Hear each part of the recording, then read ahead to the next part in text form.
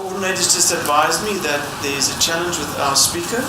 So what a disappointment that you are not going to listen to the role of the media in a democracy and in the face of political and commercial pressure. I hope we can ask Ron Storm to put what he would have spoken about in writing, and then we will post it on our website. But I thought I'll lead the discussion, if that's okay with you. And I want to start off by then touching on this, and not from a journalistic point of view, but I want to remind ourselves all, and we just lately in the management team at Da Vinci is working with it the last week. I don't know whom of you have read George Orwell's The Animal Farm. Now for many of us, that's a script that we know. It's written in 1945, and it's taking the notion that we are all equal. But then eventually it says that some are more equal than others. Now I want to relate this back to the role of the media, or for that matter the role of people in a democracy in the face of political and commercial pressure. Now if we take the storyline of Animal Farm, I almost want to focus on 5 characters. We all will recall, and for those who have not read it, it was the notion that pigs are a little bit wiser than other animals. But everybody's equal, initially. And then eventually, Napoleon became the main guy. He was the general. And then there's a role of boxer, and boxer was a horse, and literally a workhorse. So boxer would always say, I'll just work harder. I don't question, I just work harder. It will all come right. Let's just do more. Until boxer eventually, literally just dies.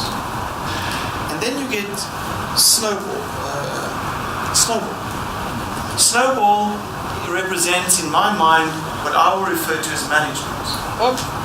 They always have an answer, they always arrange, make plans, write policies, construct new directions, and take initiative. But they're very busy. They're always busy. Then you've got Molly. Now Molly in the Animal Farm text is always in the background. Molly says everything's okay. It's not that bad. Molly plays it safe. Molly earns a salary. Molly doesn't anger anybody. Molly doesn't question anybody. Molly doesn't joke with anybody, teases anybody. Molly is there, and everybody loves Molly, but not particularly fond of Molly because she's almost a non-entity, but she's there in that system. And then you get, which I think is another important role, you get the spin doctor, Squealer. And Squealer, as you can imagine, was always very close to where Napoleon was. So the moment Napoleon would say something, Squealer will tell the people how important it is, and that it's perfect, it was well researched, everybody agrees to it, it's the best thing since sliced bread. So no matter what happened, and no matter how idiotic Napoleon was, Squealer will always say how brilliant Napoleon was, and made Snowball and Molly and Boxer understand there's nothing wrong, everything's under control, we're doing the best, and this is the best for all of us. Now I was wondering, if we talk about the role of the media, or the role of talking, if you then wish to, in a democracy, which we claim we have in South Africa. And we talk of the political and the commercial pressures that we're experiencing. Are you identifying any of these characteristics? I can almost say in yourself or in people that you look at. Really? Share between? I think we can. Which characteristic do you see most often? Let's take it first away from you, in other people. I think lately we're seeing a lot more or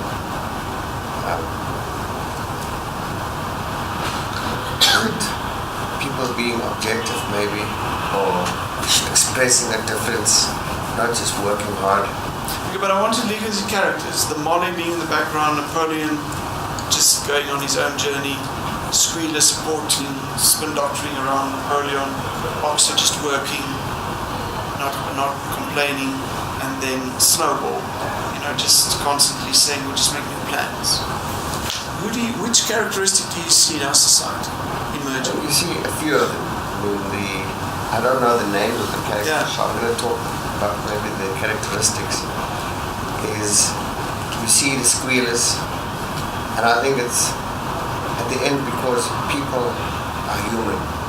The moment something doesn't suit you, then you take the side where you can either become destructive, so you squeal. So you spin doctor. So let's talk a bit about the spin doctor. You want to say something about that? Do you hear that or not? Prof, he's all over. Do you hear the spin doctor in society? What I mean, Squealer was the character which constantly spin doctors. So whatever the leader said, Squealer would say, yes, that's right. Don't worry. Just make up his own stories. It's difficult to... It's like we had the press in the 1970s and 80s saying there's a communist, waiting on the borders and they're going to destroy South Africa. The Reugelfall. Yeah, I think maybe there are too many snowballers. Okay. Not from an economic point of view, but from a wider social point. Leaders making comments and snowballing and say this is the way it's going to be. So I think that is currently quite a strong character. So there's a lot of voices. A lot of voices emerging. Yes. All right. I don't know if in Animal Farm there's any particular character that talks directly to the media for his state. Certainly both Squealer and Snowball would have been users of the media. I'm reminded that whether it was Marx or just Marx's theory used to say that religion is the opiate of the people. Nowadays it's reality television.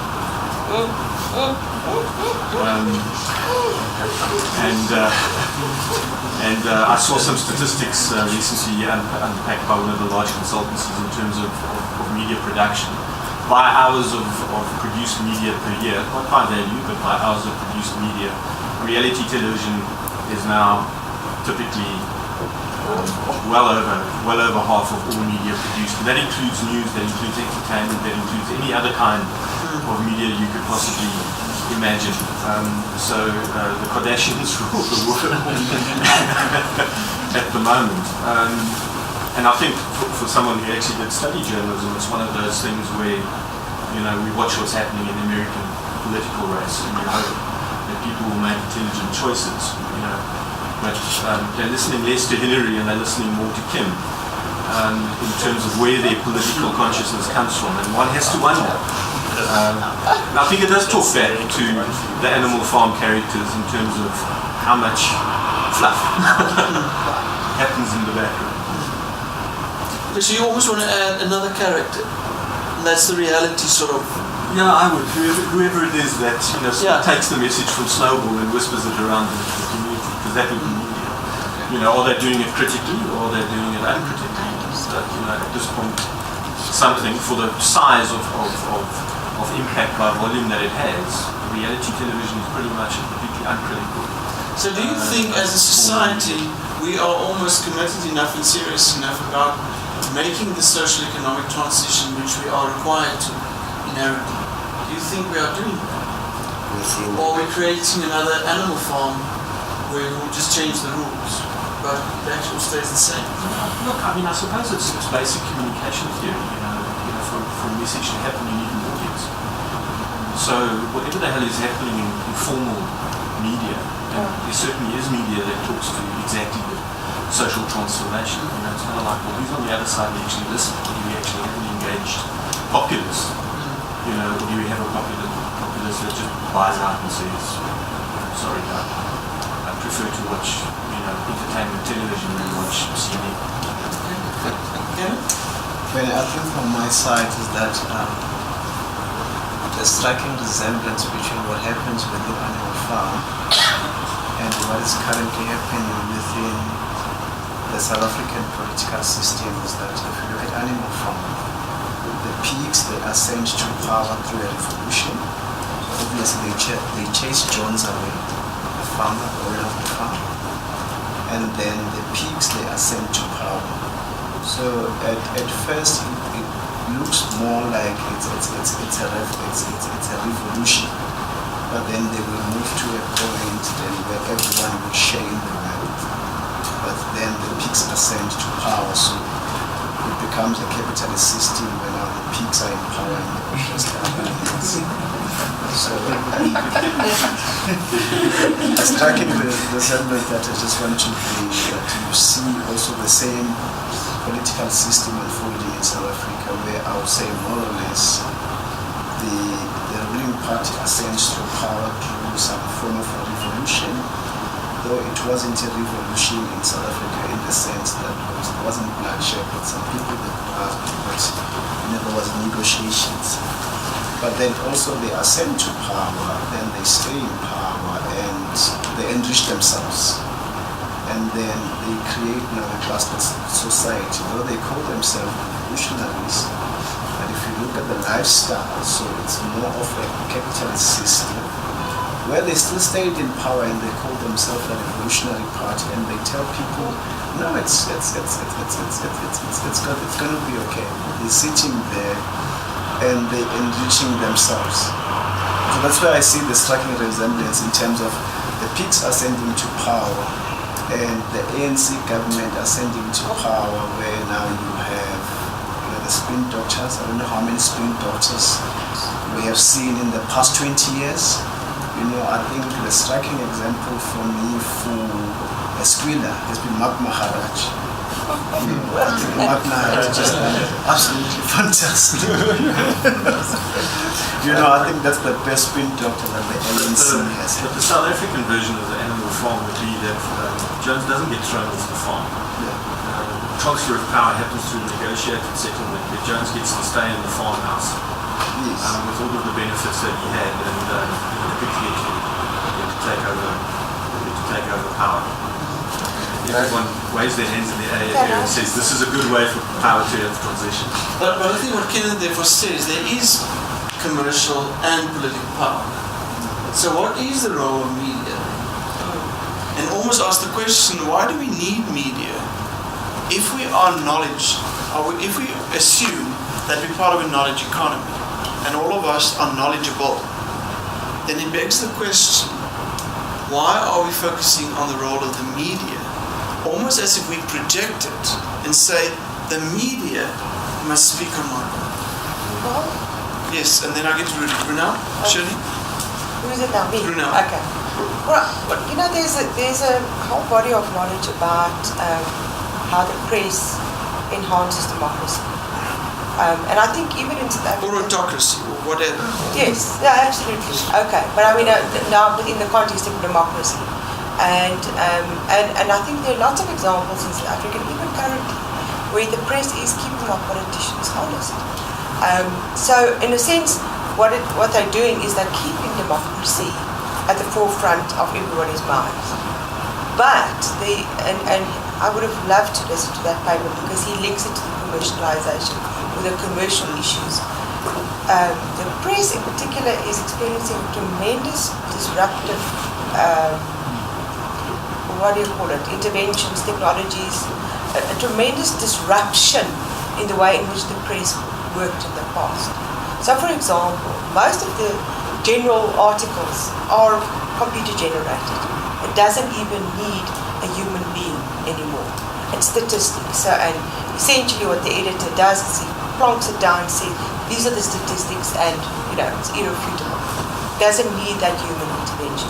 So in a sense, by dehumanizing through this disruptive technology, by dehumanizing the press and the opinions that people express through their press, good or bad, but by dehumanizing that, we are at a danger of losing that particular voice. And that voice is often our voice. It's just expressed in that. So you're almost referring to what they refer at Davos to the fourth revolution, where from a almost a robotic point of view, we will be receiving stories of who we as humans are. Yes. So we're using all the data. Yes. And there will probably be a fancy word for that. Yeah. And we create stories around data. Yeah, exactly. That's already happening. And that's already happening. Yes. But it's not our story. No. So in a sense, and we can even argue that, but in a sense, only the editorial of the newspaper is still a human intervention. So the editorial pages are the pages. The rest are stats. So it begs the question whether the press, whether the media has got a role in this. Yes. That's what I'm saying. Yeah. And then Shirley, I think one of the questions you asked is how is media influencing society? And I think it can't anymore. It doesn't have that luxury. It just has to report what is happening. And you see by how many hits of something you get, whether something is important or not. But I think because of access to information, there's so many options you have. You can sit on News 24, as I'm sure we all do, and you'll pick up different sources of information, which then points to credibility of information. But I think it points out other things. For example, I'm going to use one popular one, where Julius now talks that if politics ignores him, he'll take up an arms struggle. So it warns society of what people can tend towards if we don't listen to each other. I'm not saying that what he's doing is right or wrong, but because you have access to this, it almost allows you to use your own intelligence or grow as information becomes increasingly more available. and in that sense, it has deconstructed the role of the media already. Yeah, so it sort of disempowers them to try and push an agenda, whether it's an ideology of this or that or the other thing. So people will do what they like. That's very powerful. Shirley? Sorry, Barry. Sorry. I think for me, I see it slightly differently. I think the media, the press, or whichever form of media in South Africa right now is very important, but I think they are totally themselves flummoxed. And I'll give you the example. Fees Must Fall was a defining moment, and it's not the issue of fees must fall. It's how it happened and what it meant. It didn't matter which political party you were from. You were in this grouping, and it didn't matter what other people were saying. That didn't matter. It came as a totally different movement, and the media is almost having to reinvent. It was totally disruptive what was happening there. So this disruption we see, the emergence of a voice such as the EFF, and in Parliament. Not that it's the EFF as a political party, but the way that is happening. The traditional media, the way of reporting, the way things happen, has been totally disrupted. And yes, we've got social media.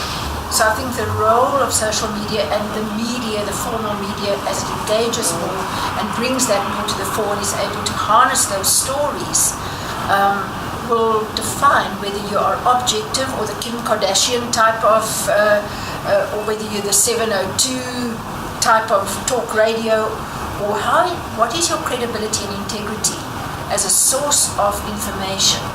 And having to almost, previously I think the press saw itself in a role which it now cannot see itself in anymore, because these things have disrupted totally. It's different.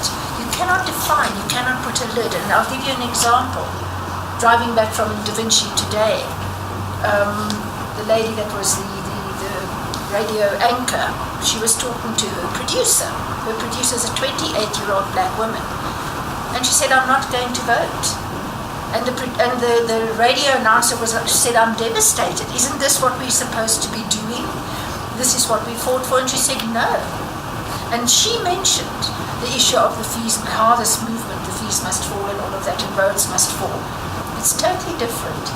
So the media has to, I believe we've got a lot, we've got Napoleons, we've got emerging Napoleons, we've got lots of squealers around the emerging Napoleon, we've got a certain party that seems to be too snowbally, and people are saying, like this young woman, I really don't know who to vote for. I cannot vote and condone, but I'm looking around and there must be a different way. And then if the media can get into that and understand it, the media can then... I don't want to be guided by the media.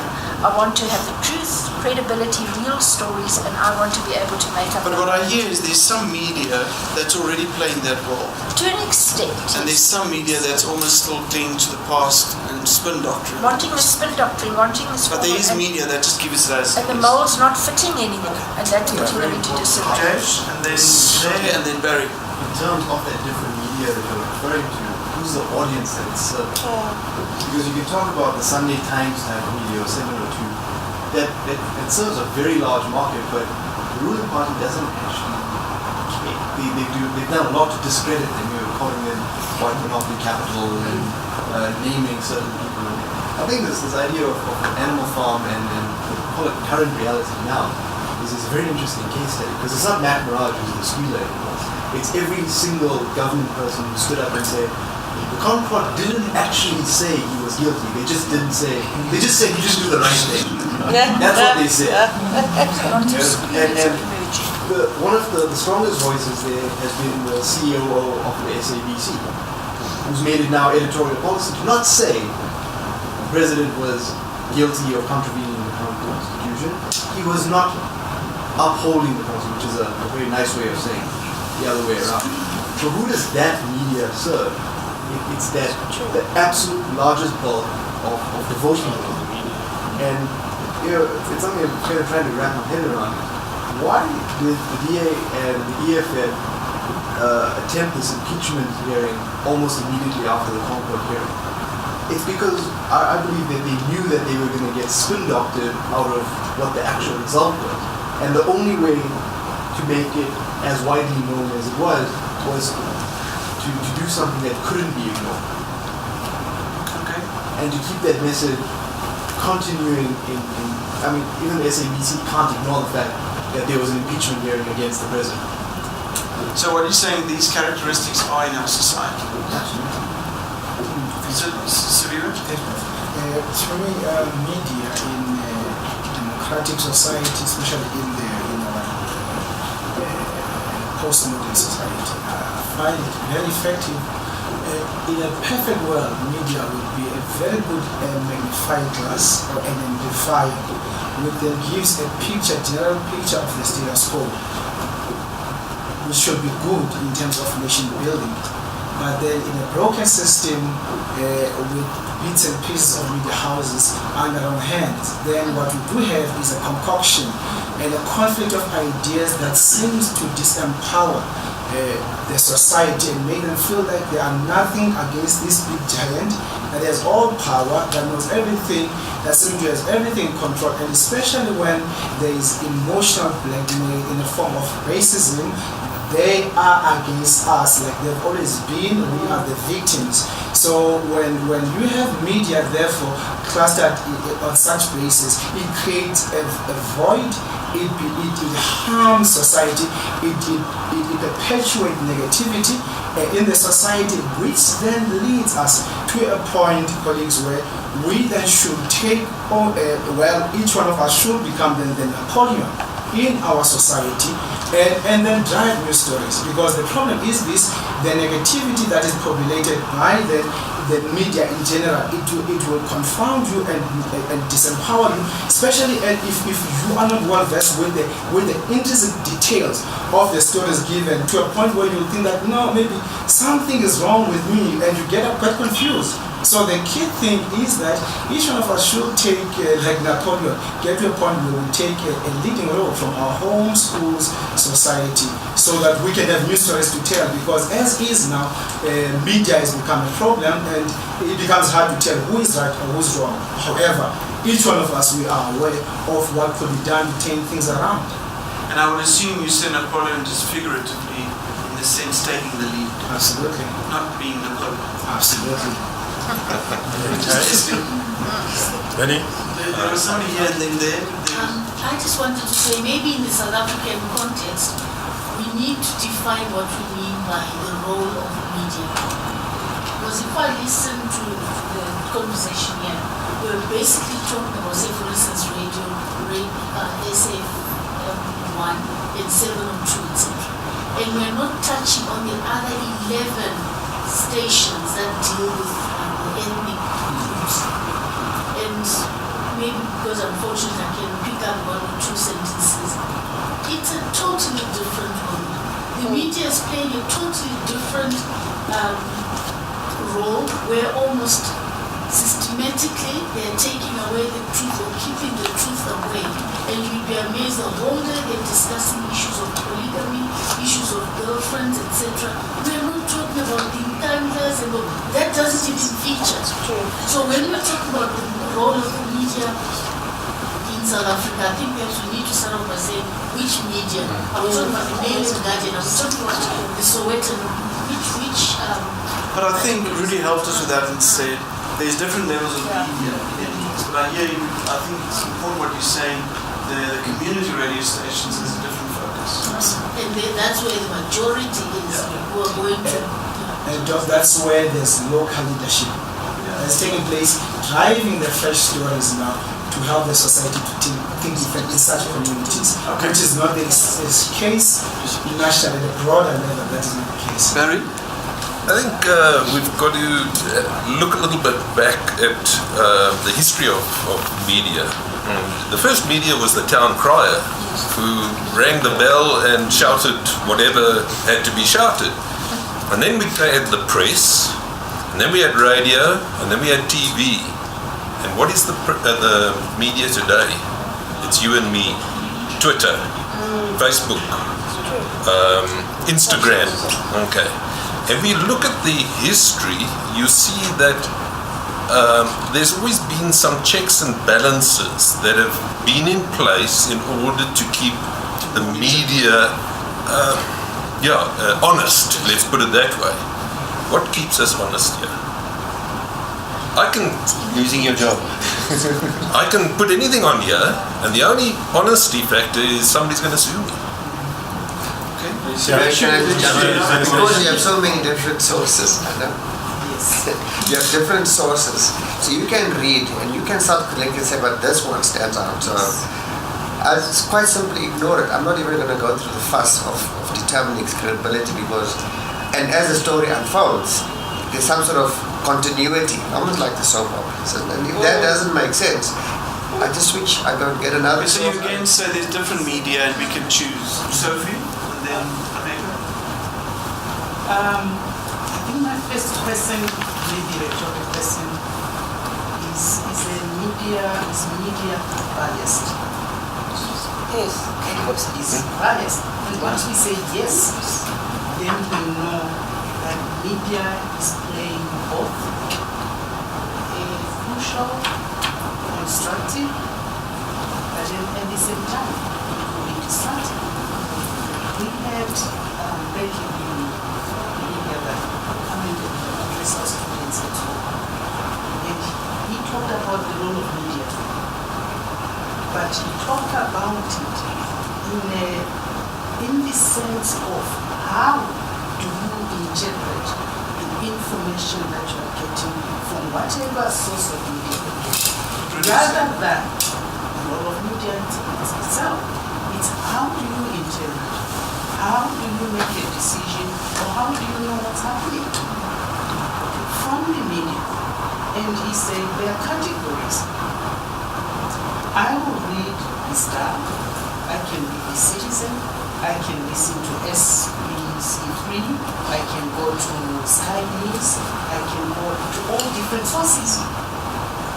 After that, I can compare and decide and make a decision which information is more likely to be correct, to be true.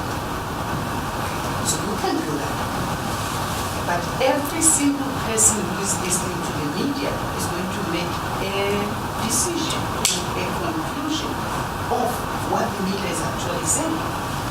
So we do have a lot of data now, yes. Can we use it properly, accurately? That's the most important thing. So it's not the media, It's how you respond to it. Yes. Imeka? Media. Emeka?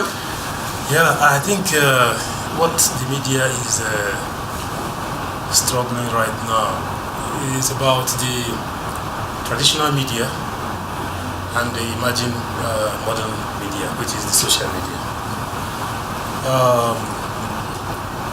Whatever the case is, what we had when the traditional media was all that we had was that the manufactured or the found news, interpreted the news in a particular way and disseminated that. And by so doing, they had, not by so doing, what advised that was probably because they had something they call media agenda. That was something that sometimes they celebrated the South African Media Council, 25 years of South African Media Council or something like that when this university was there. And I was asking them whether there was a media agenda. They said there was no media agenda. And I asked them, why is it that the editorial column, of all the newspapers actually talk about almost the same thing periodically, and they say it the same way? Is it that these people are the same people, or that they are robots that they all think in the same way? They said actually the person that responded to that was the Palojalan. He was there that day. Unfortunately, he didn't tell us that he didn't have a PhD, which was claiming that he had. So the point I'm actually trying to make here is this: what the media is what we are dealing with right now is a conflict between the modern emerging media, which is social media, and the power that has given to society, or it is gradually given to society, and the traditional media, which was the television, the radio, who had the power of, they used to have exclusive power of finding information, giving it interpretation as they wanted and transmitting it to us. And by then they control the society, the mind of the society, control the society, and in actual fact it created quite a lot. They created, they rigged the social mind to create a situation where they raised one particular section of the society against another. Actually, they did that, and they are still doing it. But unfortunately for them right now, they are having a problem where social media is trying to counter that. So the issue that the possibility that somebody could just sit on the road here, see a policeman brutalizing another person, he takes a picture of it and recorded it and puts it up to this, whatever, does not give the police opportunity to lie anymore, or they collaborate with the media to lie anymore about what happened. And we have seen we had police victimized, brutalized, dehumanized a lot of people, but social media actually helped us to see what really happened. Do you get the point? So what the conflict here is the emerging social media and the traditional media. But social media still has opportunity. They still has the power to take certain issues that are not always in the public domain, interpret them the way they want to interpret them and disseminate that, thereby to continue to confuse us and confuse society. So if it is going to be possible for social media, the emerging social media, to go deeper into this area that seems to be an exclusive area where traditional media is operating, I think the people, the general people who have access to social media and who are actually operating social media, we are going to be pushing the traditional media backwards until probably they become extinct or something. So you're always saying as the knowledge economy, the knowledge worker progresses, the traditional media's role will almost become less important. Yeah, so long as we have government secrets, we have a national intelligence agency and social secrets, it is going to be impossible to get them out of the way unless we go and topple national intelligence agency, national society social secrets. I won't call you for the revolution. The media, if you have to go back to the animal farm analogy, that traditionally the media was really in the hands of the Napoleon and the squealers fed the media to control the masses. Yes. And now that traditional role, and the Molly was just too happy in the background, and the boxer just worked because this is what, you cannot do that anymore. And I think that is exactly what you're saying. the traditional way that the media was used, and certainly in South Africa, pre-94 and post-94, but especially pre-94, to portray a picture of certain masses and to portray a picture to the other masses of what the rooi gevaar, die swart gevaar, die wit gevaar, die katholieke gevaar, all the gevare that were out there, and everybody needed that thing. They cannot control, and picking up on what Renal was saying about assumptions. The media is so immediate now. You cannot anymore say that the clever people in Sandton, because everybody's clever, because everybody has access to social media, and you cannot assume that because you live in a deeply rural area, you're not clever. You're streetwise, you're smart, you know. So I think that whole thing, the role of the media in a democracy, and I think we're in a very, very exciting time in our democracy, just exactly because the old Napoleon and the squealers and all of those role models are falling, crashing, breaking. Yes, you get a lot of squealers. We saw them at our minister's budget speech the other day. I mean, it was like... But as we evolve as a knowledge society, there is no place for the squealer or the Napoleon, by way of saying. So maybe I want to conclude, because I can't really go into more detail than this. I think I'll try now. But I do hope that all of us will take up the call for raising our voice. That's what I still think is very important. And as I listen to the discussion, that there is a voice of all of us, and I hope we can share more of that, in whatever shape or form, because that's all that almost needs to be done. We don't need to wait for someone else to speak on our behalf anymore. And we don't need to appreciate what we don't appreciate. And just move on and say what you say. And Storm, I think we will stall to Ron and say that he must just share with us those maybe a few ideas on the web and on the social media. So from my side, thank you very much. I particularly want to say thank you for you of allowing us to have this discussion with you, and I hope that will assist you in your journey going forward. And thanks for you being here. We're looking forward to see you next month. What is the date next month? So do I have it? Last 31st of May. So we're looking forward to seeing you then. We hope you'll have a good time. I see there's some long weekends in between. Good luck with that. And for those of you who are some of the candidates finishing their studies, Sophie, am I looking at you amongst others? Yes. Yes. I don't know of the others, but I hope that you will start finishing what you need to finish. We want to get new ones in your place. Thanks for your being here. Let's join each other there for some informal gathering. Thank you very much.